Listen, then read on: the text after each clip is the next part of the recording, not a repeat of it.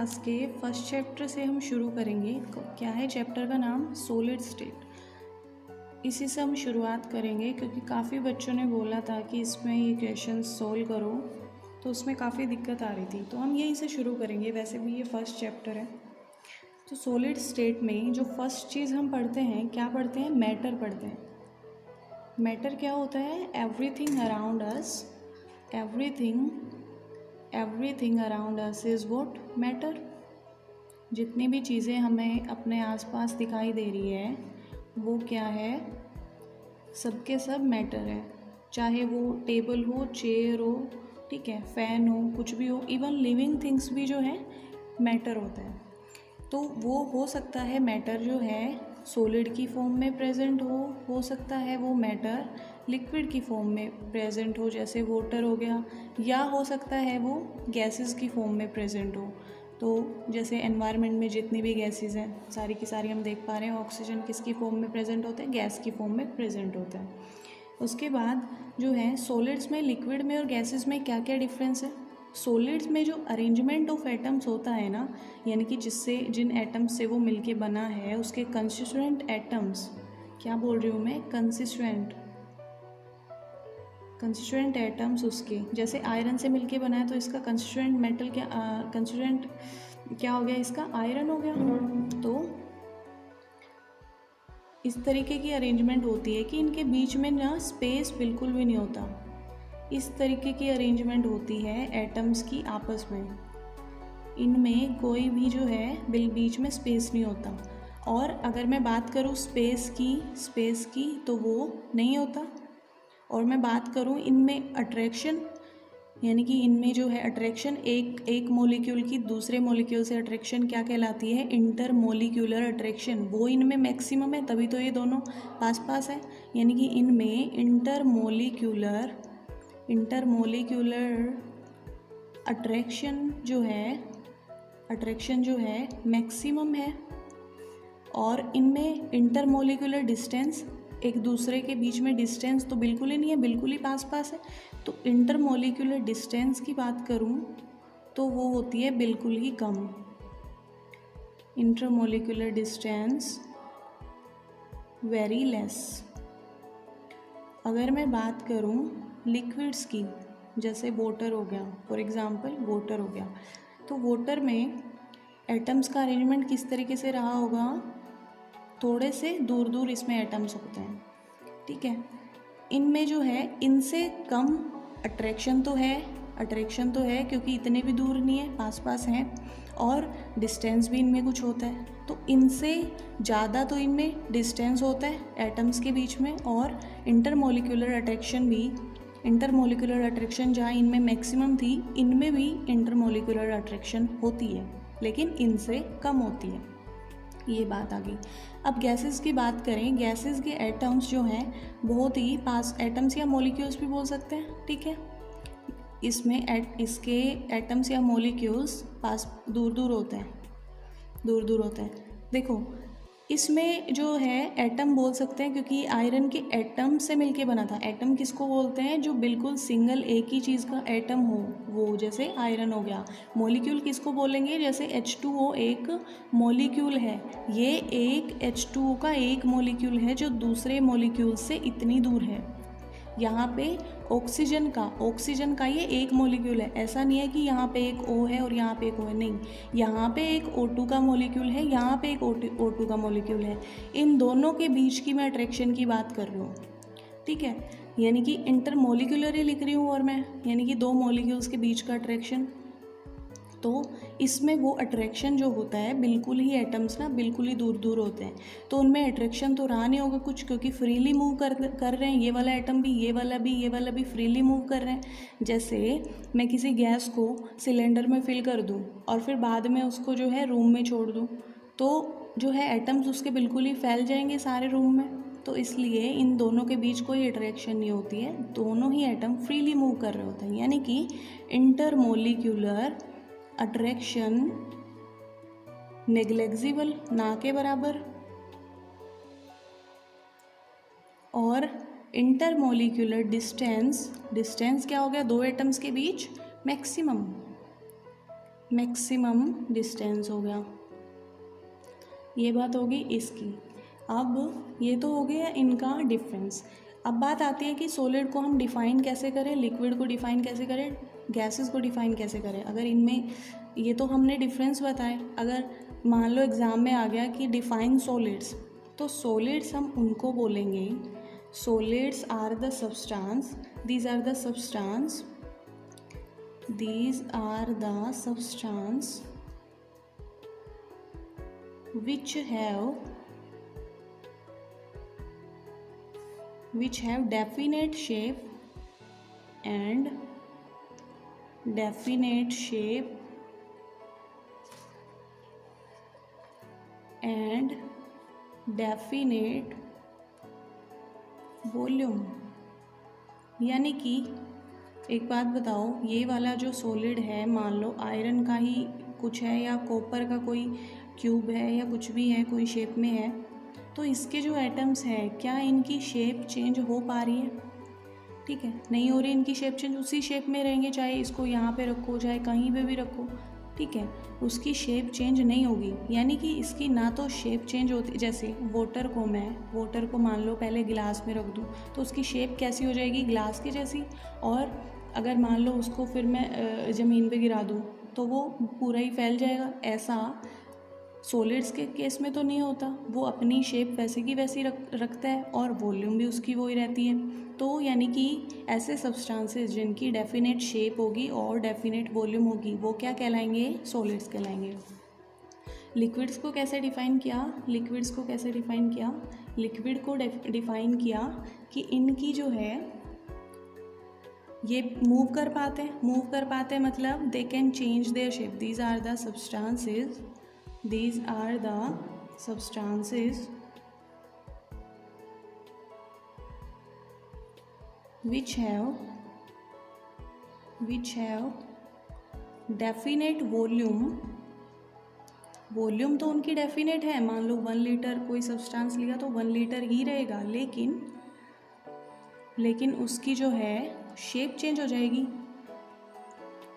And shape can different.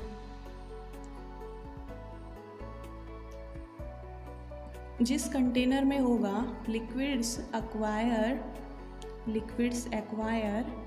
Shape of the container, जिस भी container में उसको रखोगे वो उसी की ही शेप एक्वायर कर लेगा। Acquire the shape of container.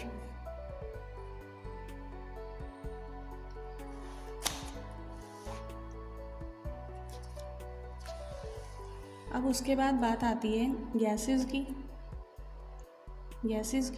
Gases को कैसे पढ़ते हैं। गैसेस की ना तो डेफिनेट शेप होती है ना ही डेफिनेट वॉल्यूम होती है। These are the substances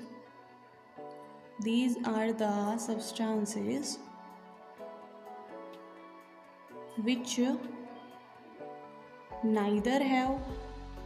neither have definite volume and nor definite shape। ना ही तो उनकी शेप डेफिनेट होती है ना ही उनकी वॉल्यूम डेफिनेट होती है। फॉर एग्जाम्पल ऑक्सीजन, नाइट्रोजन, ठीक है, नाइट्रोजन। और लिक्विड्स का एग्जाम्पल H2O। सॉलिड्स का एग्जाम्पल तो बहुत सारे, आयरन का क्यूब। अब बात आती है अभी हमें तो सॉलिड पढ़ना है, तो सॉलिड्स की प्रॉपर्टीज़ क्या क्या होती हैं, सॉलिड्स की और क्या क्या प्रॉपर्टीज़ होती हैं सॉलिड की। फर्स्ट प्रॉपर्टी तो यही है कि ये ना रिजिड होता है, मतलब हिलता नहीं, मतलब कि इसकी शेप चेंज नहीं होती, रिजिड रहता है, एक जगह पे रहता है। मान लो हमने कहीं पे रख दिया सॉलिड तो अपनी जो है उसी जगह पे रहेगा वो। सेकेंड थिंग क्या है, second thing is what, they have definite shape and definite volume. अगर कोई पूछे कि सॉलिड्स की प्रॉपर्टीज़ लिखो तो हम 7 to 8 प्रॉपर्टीज़ इसकी आराम से लिख सकते हैं। Definite shape, definite volume. तीसरी बात हम क्या बता सकते हैं, इंटरमोलिक्यूलर डिस्टेंस, मॉलिक्यूल्स के बीच का डिस्टेंस जो है, intermolecular distance is very low, very less.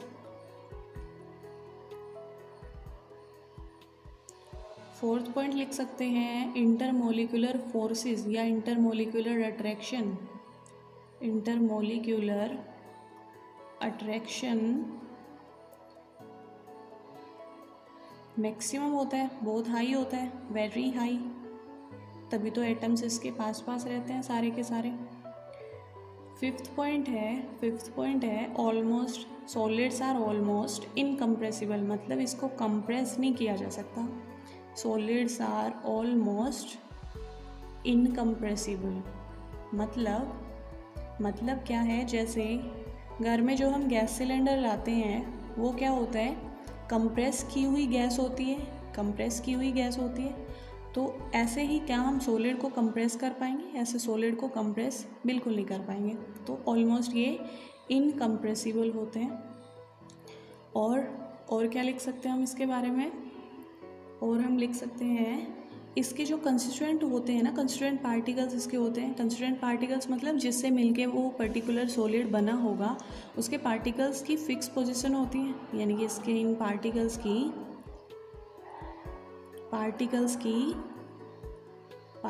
Have fix position.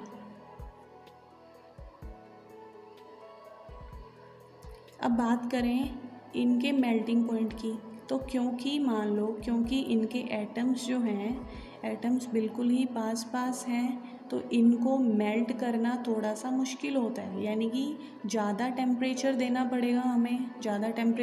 पड़ेगा इनको मेल्ट करने के लिए।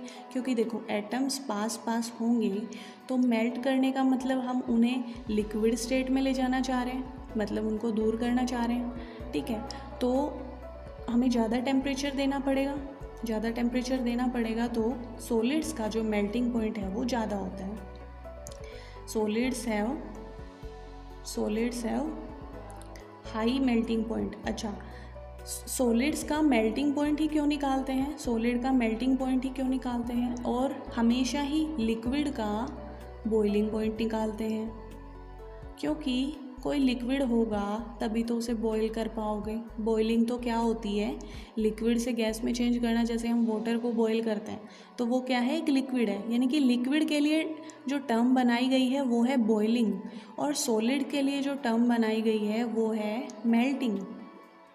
और जो टेम्परेचर देना पड़ेगा, इसमें उस टेम्परेचर को क्या बोल दिया, मेल्टिंग पॉइंट, और इस प्रोसेस को करवाने के लिए जो टेम्परेचर चाहिए उसको बोल दिया बॉइलिंग पॉइंट।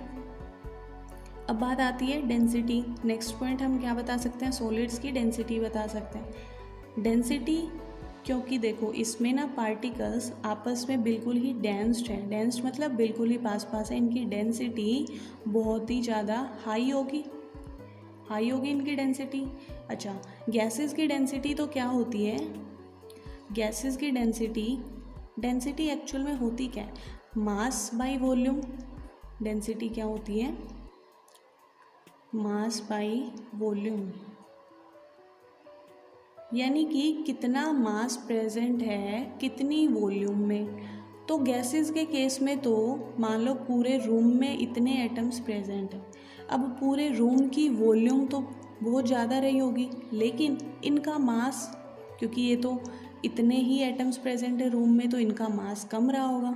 यानी कि देखो ऊपर वाली चीज़ कम, ठीक है, और ये काफ़ी ज़्यादा, यानी कि पर्टिकुलरली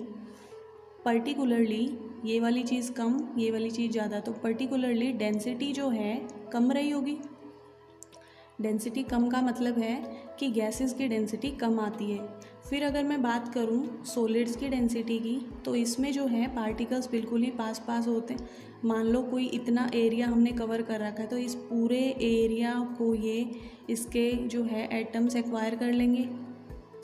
अब अगर हम इनकी डेंसिटी निकालने चलें तो इनका मास भी ज़्यादा होता है, और इस पर्टिकुलर एरिया मतलब जितना नीचे ये एरिया होगा उतना ही मास होगा, जितना ऊपर वाला मास है उतना ही नीचे वॉल्यूम होगी उस पर्टिकुलर कंटेनर बोल दो या वो एरिया उसने कवर कर रखा है वो बोल दो। तो यानी कि सॉलिड्स की डेंसिटी क्या होगी, हाई होगी। जबकि बात कर रहे थे हम गैसेस की डेंसिटी की, तो उसमें क्योंकि पूरे रूम में एटम्स तो कम ही हैं, रूम की वॉल्यूम ज़्यादा है लेकिन मास तो कम ही है, तो मास कम है तो डेंसिटी भी उनकी कम आएगी। यहाँ पे मास भी ज़्यादा है क्योंकि बहुत सारे एटम्स आ गए ना थोड़े से एरिया में, अब मास ज़्यादा है तो डेंसिटी भी जो है हाई रही होगी सॉलिड्स की। ये सारी चीज़ें हम सॉलिड्स के बारे में बोल सकते हैं अगर हमें एग्ज़ाम में पूछे तो। अब बात आती है सॉलिड्स को ना दो तरीके से डिवाइड किया गया है। कुछ ऐसे सॉलिड्स होते हैं जो क्रिस्टलिन नेचर के होते हैं और कुछ ऐसे सॉलिड्स होते हैं जो अमोर्फस नेचर के होते हैं। क्या होता है, क्रिस्टलिन और अमोर्फस देखते हैं। Solids can be classified into two parts, that is crystalline solids और दूसरा कौन सा हो गया, अमोर्फस सॉलिड्स। देखो क्रिस्टलिन सॉलिड में और अमोर्फस सॉलिड में क्या डिफरेंस होता है, डिफरेंस होता है इनकी अरेंजमेंट का। मैंने ये तो बताया कि इनकी सॉलिड्स में अरेंजमेंट ऐसी होती है, लेकिन इनके अंदर की भी अरेंजमेंट, जैसे एक एटम अरेंज हो रहा है कुछ इस तरीके की शेप बना रहा है, ठीक है, और पूरे ही मान लो पूरा का पूरा लैटिस में वो इसी तरीके से रहे, जैसे फर्स्ट उसकी जो है फर्स्ट, जैसे इसमें 4 एटम्स इस तरीके से अरेंज किए गए, दूसरी आने वाली सेल में भी वो इसी अरेंजमेंट में रहे, तो उसको तो बोलेंगे क्रिस्टलिन। मतलब देखो मैं क्या कह रही हूँ, मान लो किसी का अरेंजमेंट इस टाइप का है, मैं बॉन्ड को थोड़ा बड़ा दिखा रही हूँ फ़िलहाल के लिए क्योंकि हमें थोड़ा सा बड़ा स्ट्रक्चर चाहिए समझने के लिए, वैसे ये होते पास पास है। जैसे इस टाइप का कोई स्ट्रक्चर है, बॉन्ड मैं बता रही हूँ, मैं दूर दिखा रही हूँ लेकिन होते पास पास है। मान लो इस टाइप की कोई स्ट्रक्चर है, देखो जैसी अरेंजमेंट इस वाले पार्ट में है, इसके एक पार्ट में है, वैसी अरेंजमेंट इस वाले पार्ट में है, वैसी अरेंजमेंट इस वाले पार्ट में है। ये पूरा का पूरा जो होगा, पूरे के पूरे क्रिस्टल में ऐसी ही सेम अरेंजमेंट हमें दिखाई देगी। जैसे इस साइड में अगर इसको देखूं तो इसमें भी वैसी ही अरेंजमेंट दिखाई देगी, वैसे ही तरीके से एटम जो हैं अरेंज दिखाई देंगे। मतलब क्या कह रही हूँ मैं, इन एटम्स का अरेंजमेंट रेगुलर होता है, ठीक है। तो रेगुलर अरेंजमेंट का अगर कोई क्रिस्टल आया हमारे पास तो हम उसको बोलेंगे क्रिस्टलिन सॉलिड। और अगर अरेंजमेंट एक पार्ट में कुछ है, जैसे मान लो एक पार्ट में अरेंजमेंट है ये, इसके दूसरे पार्ट में मान लो कुछ इस तरीके का अरेंजमेंट है, इसके थर्ड पार्ट में कुछ इस तरीके का अरेंजमेंट है, इस पार्ट में मान लो कुछ इस तरीके का अरेंजमेंट है, ठीक है। इनकी अरेंजमेंट कहीं पे जो है किसी तरीके का है एटम्स के बीच, कहीं पे किसी तरीके का अरेंजमेंट है। तो ऐसे सॉलिड्स को जिसमें इरेगुलर अरेंजमेंट ऑफ एटम्स हो उसको क्या बोलेंगे, अमोर्फस सॉलिड्स। इनको क्या बोलेंगे, अमोर्फस सॉलिड्स। अब डिफरेंस क्या होता है दोनों में, डिफरेंस क्या होता है, एक तो होता है कि ये इसकी ज्योमेट्री रेगुलर होती है, इसकी इरेगुलर होती है। फर्स्ट पॉइंट मान लो इन दोनों में, अभी तक तो डेफिनेशन देखी हमने, अभी तक तो क्या देखी, इन दोनों की डेफिनेशन देखी। The substances whose constituent particles are arranged in a definite pattern in the 3D space. 3D space मतलब कि तीनों डायरेक्शन में स्पेस। 3D क्या होता है भाई, तीनों डायरेक्शन में। जैसे 2D होता है 2 डायरेक्शन में। 2 डायरेक्शन की क्या चीज़ है, जैसे एक पॉइंट हो गया ना, वो क्या है 0 डायरेक्शन में। एक लाइन हो गई वो क्या है 1 डायरेक्शन में। और मान लो एक डिस्क हो गई, उसकी मतलब जिसकी हाइट ना हो, जैसे सर्कल हो गया, सर्कल क्या है 2 डायमेंशन। और एक स्फेयर की बात करूँ, स्फेयर को आप फुटबॉल से कंपेयर कर पाते हो, और स्फेयर जो होता है वो होता है 3D स्पेस में, मतलब कि इसकी जो अरेंजमेंट है 3D स्पेस में, 3D स्पेस में मतलब कि पूरा कुछ लैटिस रहा होगा, तो उस वाले जो है उसमें जो है इसकी अरेंजमेंट जो है रेगुलर हो पूरे के पूरे 3D स्पेस में। ऐसे सॉलिड्स को बोलेंगे क्रिस्टलाइन सॉलिड्स, और जिनकी अरेंजमेंट डिफरेंट हो उनको बोलेंगे अमोर्फस सॉलिड। अमोर्फस की क्या डेफिनेशन हो जाएगी? The substances whose constituent particles are not arrange in regular manner. ठीक है, अब इन दोनों में डिफरेंस क्या है? Differences between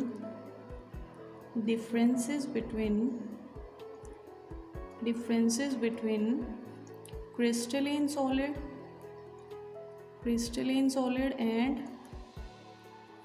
amorphous solid. क्या डिफरेंस है इन दोनों में? फर्स्ट डिफरेंस तो यही है कि इनकी जो है ज्योमेट्री जो है क्रिस्टलिन की रेगुलर होती है और अमोर्फस की इरेगुलर होती है। अगर मैं बात करूं दूसरी चीज़ क्या कंपेयर करेंगे इनके, मेल्टिंग पॉइंट। इनके मेल्टिंग पॉइंट की अगर बात करें तो मेल्टिंग पॉइंट की कैसे बात करेंगे? मेल्टिंग पॉइंट क्रिस्टलिन जो सॉलिड्स होते हैं ना, क्रिस्टलिन वाले, उनका शार्प मेल्टिंग पॉइंट आता है। शार्प का क्या मतलब है? जैसे मान लो मैं बोल रही हूँ कि किसी का मेल्टिंग पॉइंट मतलब एक पॉइंट पे जाके वो सब्सटेंस मेल्ट हो रहा है, उसको बोलते हैं मेल्टिंग पॉइंट। तो क्रिस्टलिन सॉलिड्स जो होंगे ना उनका मेल्टिंग पॉइंट कुछ ऐसा आएगा शार्प, मतलब कि एक ही टेम्परेचर दिया हुआ होगा, जैसे 120 डिग्री है मान लो, तो 120 डिग्री पे जाके वो सारा का सारा सब्सटेंस मेल्ट हो जाएगा। ऐसा अमोर्फस के साथ नहीं होता, ऐसा अमोर्फस सॉलिड्स के साथ नहीं होता। अमोर्फस सॉलिड जो है इनकी जो मेल्टिंग पॉइंट की वैल्यू आती है ना वो एक रेंज में आती है कि 120 से 130 के बीच में ये मेल्ट हो जाएगा, मतलब ये शार्प नहीं आता, इनकी एक रेंज में आता है। रेंज में मतलब ऐसे बोल देगा कि 120 से 130 डिग्री इसका मेल्टिंग पॉइंट होगा, मतलब 120 से मेल्ट होना शुरू होगा और 130 तक कम्प्लीटली मेल्ट हो चुका होगा। इसको बोलते हैं शार्प मेल्टिंग पॉइंट, इसको बोलते हैं इसकी रेंज वाला मेल्टिंग पॉइंट। तो ये डिफरेंस आ गया क्रिस्टलिन में और अमोर्फस सॉलिड्स में। तीसरा कंपैरिजन हम करेंगे आइसोट्रॉपी। ये वाला इंपॉर्टेंट है, ये इस पे क्वेश्चंस आते हैं बहुत सारे। Isotropy and anisotropy. ये क्या होता है? ये होता है, देखो, किसी भी सब्सटेंस में एनआइसोट्रॉपिक का मतलब क्या होता है? एनआइसोट्रॉपिक की क्या डेफिनेशन होती है? such substances which have physical properties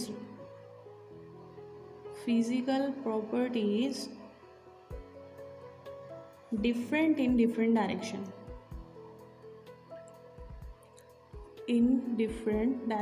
ये किसकी डेफिनेशन होती है? ये डेफिनेशन होती है एनआइसोट्रॉपी की, यानी कि अगर कोई सब्सटेंस ऐसी प्रॉपर्टी दिखाए उसको मैं बोल दूंगी कि वो एनआइसोट्रॉपिक सब्सटेंस है। अब हम बात कर रहे थे क्रिस्टलिन और अमोर्फस की। क्रिस्टलिन और अमोर्फस में कौन सा है एनआइसोट्रॉपिक और कौन सा है इसका अपोजिट आइसोट्रॉपिक? एनआइसोट्रॉपिक है क्रिस्टलिन सॉलिड्स जो होते हैं वो, क्रिस्टलिन सॉलिड्स। मैं अगर बोल रही हूँ कि ये एनआइसोट्रॉपिक है, मतलब ये क्या प्रॉपर्टी शो करेगा? डिफरेंट प्रॉपर्टी शो करेगा डिफरेंट डायरेक्शन में। जब हम वो प्रॉपर्टी चेक करेंगे तो देखो ऐसा क्यों होता है क्रिस्टलिन सॉलिड्स में। मान लो मैं कोई सॉलिड क्रिस्टल लूँ जिसमें मान लो मेरे पास कोई अरेंजमेंट है, इस तरीके का अरेंजमेंट है।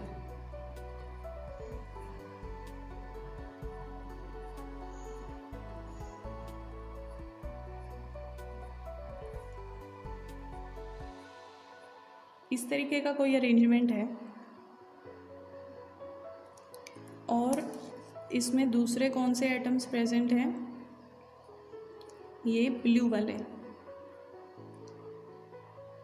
वाले एटम जो हैं, इस तरीके का कोई सॉलिड है मेरे पास, ठीक है। अब मान लो मैं मेल्टिंग पॉइंट नोट करती हूँ या कोई भी फिजिकल प्रॉपर्टी इस डायरेक्शन में नोट करती हूँ, तो मैंने यहाँ पे क्या क्या किन किन एटम से डील किया, इन एटम से डील किया, ठीक है। लेकिन अगर मैं इस डायरेक्शन में मेल्टिंग पॉइंट नोट करूँ, ये मान लो ए डायरेक्शन है, ये बी डायरेक्शन है, इस डायरेक्शन में जब मैं नोट करूँगी कोई प्रॉपर्टी, तो देखो ये एटम आया, फिर ये वाला एटम आया, फिर ये वाला, यानी कि इस डायरेक्शन में जब मैं डील कर रही हूँ, कोई भी फिजिकल प्रॉपर्टी नोट कर रही हूँ, तो इन एटम्स के साथ डीलिंग हो रही है मेरी, यानी कि इस डायरेक्शन में कुछ अलग फिजिकल प्रॉपर्टी आएगी और इस डायरेक्शन में कुछ अलग फिजिकल प्रॉपर्टीज आएगी। इसी को बोलते हैं एनआइसोट्रॉपिक इफेक्ट। यानी कि क्रिस्टलिन हमारे क्या हैं, एनआइसोट्रॉपिक। दूसरी तरफ आइसोट्रॉपिक कौन से हो जाएंगे, आइसोट्रॉपिक जो सभी डायरेक्शन में सेम प्रॉपर्टी शो करे, such substances which have physical properties same in different directions. Such substances, ऐसे सब्सटेंसेस जो सेम ही प्रॉपर्टी शो करें, चाहे किसी भी डायरेक्शन में हम नोट करें, तो ऐसे सब्सटेंसेस कौन से होते हैं, ऐसे सब्सटेंसेस होते हैं isotropic, same in different direction, अलग अलग डायरेक्शन में भी जो है फिजिकल प्रॉपर्टी सेम रहे, इसको बोला मैंने आइसोट्रॉपिक। आइसोट्रॉपिक कौन से होते हैं, आइसोट्रॉपिक होते हैं अमॉर्फस सॉलिड्स, ठीक है। ये अभी हद तक हम क्या पढ़ रहे थे, डिफरेंस पढ़ रहे थे। फर्स्ट डिफरेंस हमने देखा था ज्योमेट्री का, दूसरा देखा था मेल्टिंग पॉइंट का, तीसरा देखा था कि एक आइसोट्रॉपिक है, दूसरा एनआइसोट्रॉपिक है। उसके बाद हम बात करते हैं क्लीवेज की। फोर्थ प्रॉपर्टी है क्लीवेज। क्लीवेज का मतलब है कि क्रिस्टलिन सॉलिड को जब मैं किसी नाइफ से कट करती हूँ ना, तो उसकी क्लीवेज क्लीन आती है। किसकी, क्रिस्टल वाले की। मान लो मैंने कोई क्रिस्टलिन सॉलिड लिया मैंने कोई, और उसका एक पीस लिया, उसको मैंने नाइफ से कट किया, तो इसकी क्लीवेज आएगी, बिल्कुल क्लीन सरफेस आएगा एक साइड से। हमें जिस साइड से कट किया है वो एकदम क्लीन सरफेस मिलेगा। मतलब क्या है, crystalline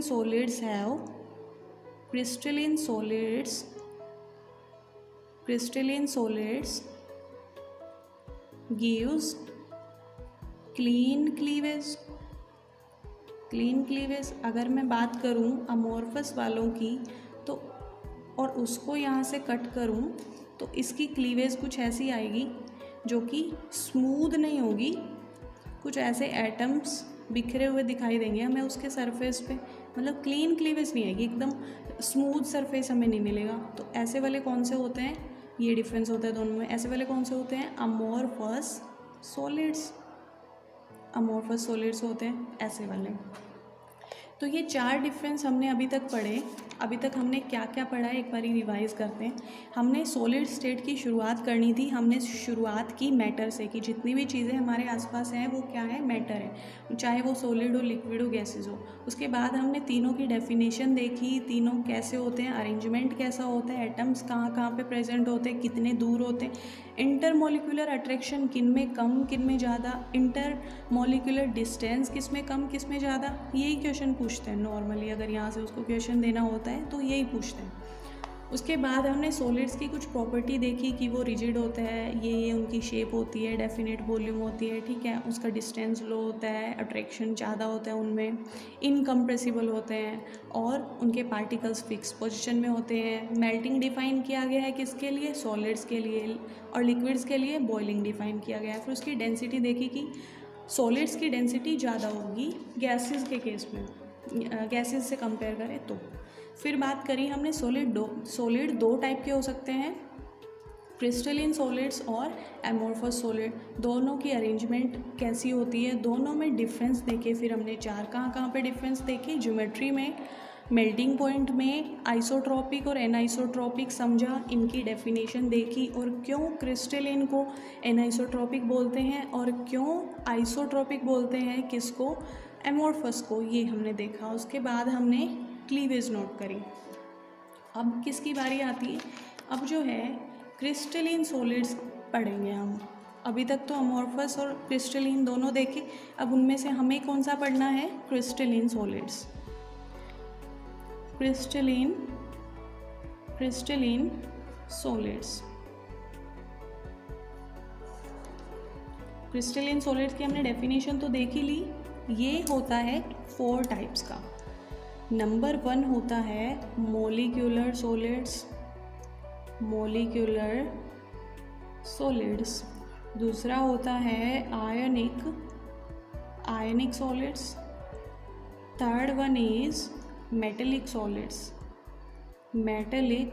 solids and the last one is covalent, और इसका दूसरा नाम क्या है, नेटवर्क सॉलिड्स। ये हम पढ़ेंगे नेक्स्ट क्लास में, ठीक है। कोई भी डाउट हो पूछना फिर।